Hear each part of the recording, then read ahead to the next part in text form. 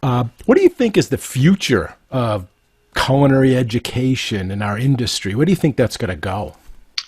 Yeah, look, I think one of the biggest things that's hit obviously everybody globally is obviously the COVID-19, and I deal with a few culinary schools, and when this first came up in sort of late March, it was quite interesting to see the instant obviously closure of schools, and the online presence of engagement.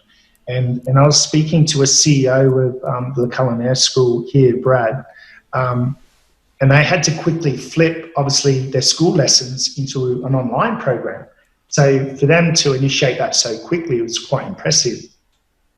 When all that happened, I phoned Brad and I said, "Oh, how's it all going?" He just laughed, said, "John, this is amazing. I've had the best turnout ever because it was all online." He said, "I've had the best attendance out of anything."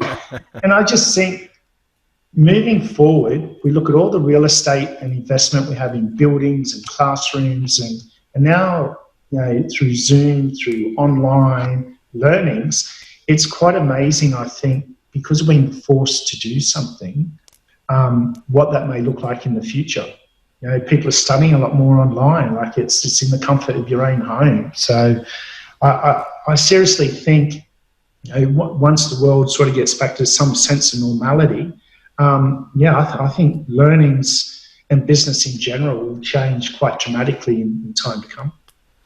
Now, do you think they could do the culinary part doing this remotely? Is that, I know some people are exploring it and some people have even tried it, some schools, we have a few in this country, but how do you see that going?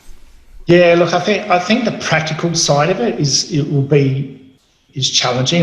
For me, I think there's no better presence than being live or together in a room. It's very hard if I was to do, say, a demonstration through a video content to see what it looks like on the other side, if that makes sense. So, if you could get 10 students in the classroom or 15 or whatever that looks like, I think those practical lessons need to be done live, for the fact that you can commentate as you go. You can pick things up, you can educate as you go, you'll see things.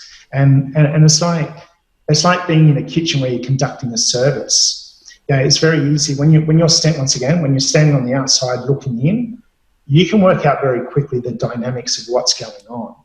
I think during trying to do any kind of cookery through video, it's very, very hard to see all the little detail that's going on. So I'm not sure how that's going to look like going forward.